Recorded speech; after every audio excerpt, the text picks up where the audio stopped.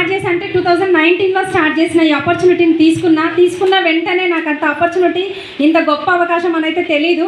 కానీ తీసుకున్న తర్వాత ఏంటంటే చాలా రకాల డౌట్స్ ఉంటాయి కొత్త వాళ్ళ కోసం. చాలామంది ఎక్కువ కొత్త వాళ్ళే ఉన్నారు కాబట్టి ఎక్స్ప్లెయిన్ చేస్తున్నాను అనమాట. మీకు ఎన్నెన్నో డౌట్స్ ఉండొచ్చు, బయట ఎన్నో అనుమానాలు ఉండొచ్చు. ఇప్పటిదాకా మనకు హరీష్ రెడ్డి సార్ ఎక్సలెంట్ కదా ప్లాన్ ప్రజెంటేషన్, చాలా బాగా చెప్పారు. ఒక్కసారి గట్టిగా నా తరఫు నుంచి గట్టిగా అప్లాస్ అండి. ఇక్కడ అంటే మీకు ఒకవేళ ఫస్ట్ టైం ఈ మీటింగ్ ఈ ప్లాన్ విన్నరు అని అంటే చాలా క్లియర్గా చెప్పారు. అట్టి పండు తొక్కదీసి నోట్లో పెట్టేసిరు, అవునా? అంత క్లియర్గా చెప్పారు. ఒకవేళ అర్థం కాకపోతే మళ్ళీ ఒక్కసారి మిమ్మల్ని ఎవరైతే ఇన్వైట్ చేసిరో వాళ్ళ దగ్గర ఒకసారి కూర్చోండి, క్లారిటీ తీసుకోండి. ఇంకా డౌట్ ఉంటే మీకు గూగుల్ ఉంది, మీ ఫోన్లోనే మొత్తం మన ప్రపంచం అంత ఉంది, వెస్టీజ్ కూడా ఉంది. Yes or no?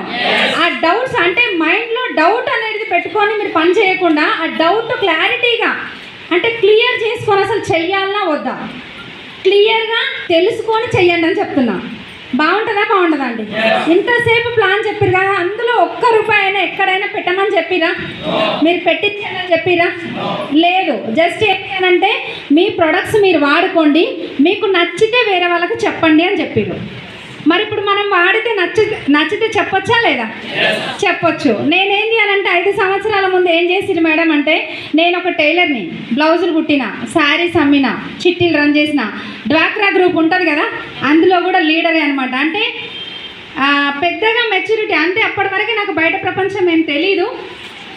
ఇవన్నీ ఒకదాని తర్వాత ఒకటి స్టార్ట్ చేసిన తర్వాత ఆ డ్వాక్రా గ్రూప్లో కూడా ఏంటి అని అంటే పొదుపు సంఘాల బుక్స్ ఉంటాయి కదా, అవన్నీ రాయడం, చేయడం, సంఘాలు చేయడం, రకరకాలుగా. అంటే డబ్బులు ఎవరికైనా లేడీస్కి డబ్బు సంపాదించాలని ఉంటుందా ఉండదా అండి? ఇప్పుడు ఫస్ట్ మ్యారేజ్ అయిన తర్వాత పిల్లల తర్వాత ఏముంటుంది? మా వాడికి ఏదో రకంగా నేను ఫైనాన్షియల్గా కొంచెం హెల్ప్ చేయాలి అంటే 4 రూపాయలు మన దగ్గర ఉండాలనే ఒక ఆలోచన ఉంటుంది కంపల్సరీ. కాబట్టి నేను కూడా ఏంటంటే ఇవన్నీ చేసిన, కానీ ఏంటి అని అంటే అక్కడ అంత పెద్ద ఇన్కమ్ లేదు. కాబట్టి ఈ వెస్టీజ్ ఆపర్చునిటీ వచ్చింది. చూసిన వెంటనే ఏంటి అని అంటే ఏం తీసుకోలేదు. స్టార్టింగ్ నేను కూడా ఏంటి అని అంటే ఇలాంటి బోలెడ్ చూసినాం, విన్నాం. ఇవన్నీ నాతోటి ఎక్కడైతే అని చెప్పేసి నేను కూడా ఏంటి అని అంటే లైట్ తీసుకున్నాను అనమాట. పెద్దగా ఇంట్రెస్ట్ అయితే చూపించలేదు, జస్ట్ ప్రొడక్ట్స్ వాడదాం చూద్దామని చెప్పేసి వాడిన. ఫస్ట్ మంత్ 137 రూపీస్ వచ్చింది.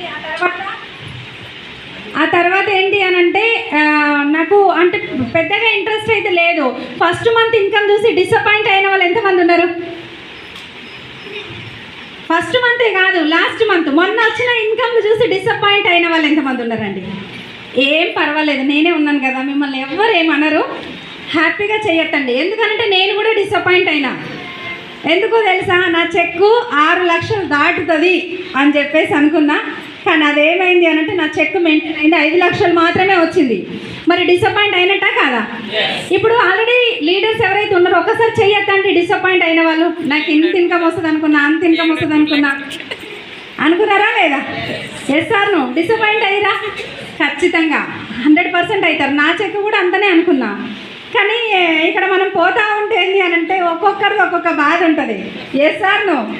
ఇప్పుడు సీత బాధ సీతకుంటే పీత బాధ పీతకుంటుంది. నిజమా? విక్రమార్కుడు మూవీ ఎంతమంది చూసిరా లేదా?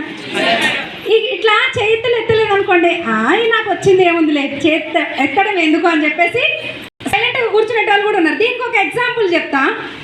ఒక 2 కోతులు ఉన్నాయన్నమాట.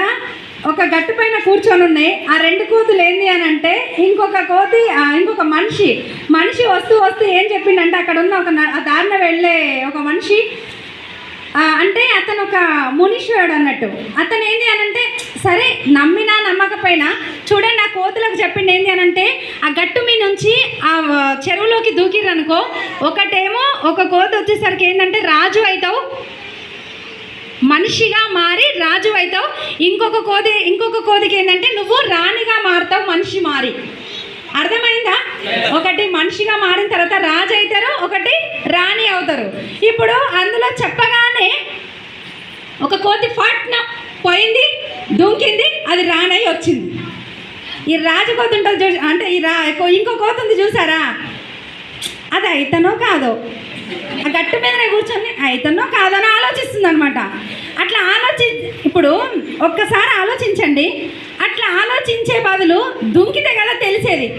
ఇప్పుడు రాజో రాను అర్థం పక్కన పెడితే ఇప్పుడు మనకు అక్కడ ఏంది అని అంటే దాన్ని ఫ్రెష్ అన్న అవుతుంది కదా, స్నానం చేసుకుంటే కొంచెం ఆ గబ్బన్న పోతుంది కదా. Yes or no? నిజమా కాదా?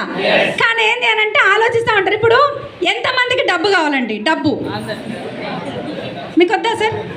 డబ్బు కావాలి కదా, ఖర్చులు కావాలి కదా. ఫుల్ ఎత్తండి చెయ్యి. ఏమైంది? నాకు కళ్ళు ఏమంటారు, వద్దా మేడం మీకు డబ్బు వద్దా? కావాలి కదా. నాకైతే కావాలి. నేను 2 చేతులు ఎత్తుతా. నిజం అంటే ఎత్తితే పోయేది ఏమని చెప్పండి. చెయ్యి ఎత్తితే ఇప్పుడు ఒక మాట, ఓకే సో థ్యాంక్ యూ. ఇప్పుడు ఒక మాట మన పెద్దవాళ్ళు చెప్తుంటారు కదండి, ఏమని అనంటే ఏది మాట్లాడినా మంచిగా మాట్లాడు. ఎందుకు అనంటే నువ్వు మాట్లాడిన మాట తదాస్తు అనే దేవతలు ఉంటారు. తదాస్తు అంటే ఏమవుతుంది అనంటే అది నిజమవుతుంది. చెడు మాట్లాడినా మంచి మాట్లాడినా, చెడు చేసినా మంచి చేసినా. మనం ఇప్పుడు ఏంది అనంటే ఇప్పుడు ఏదైనా సరే నీకు ఒక ఇల్లు కావాలి, ఒక మంచి ఇల్లు కావాలి. ఇక్కడ స్పీకర్ అడుగుతుంటారు నీకు ఎన్ని బెడ్రూమ్లు ఉన్న ఇల్లు కావాలని. ఒక 10 బెడ్రూమ్లు, 4 బెడ్రూమ్లు, 5 బెడ్రూమ్లు అని వాళ్ళే క్వశ్చన్ చేస్తుంటారు, మళ్ళీ వాళ్ళే ఆన్సర్ చేస్తుంటారు. అట్లాంటప్పుడు మన మైండ్ ఒక గీత గీసుకొని ఆ గీతలోనే బ్రతికేస్తాం అనమాట.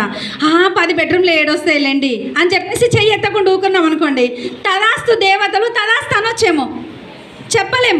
Yes or no? అందులో నమ్ముతారా నమ్మరా? ఇప్పుడు చెడు మాట్లాడితే అది నిజం అవుతుందో కాదో తెలీదు. 100% అవుతుంది. పెద్దవాళ్ళు ఏదైనా చెప్తున్నారు అని అంటే అది నిజం. Yes or no? నిజం. కాబట్టి ఏంటి అని అంటే తదాస్తు దేవతలు తదాస్తు అంటే ఒకవేళ మన సుడి మారిపోతుంది.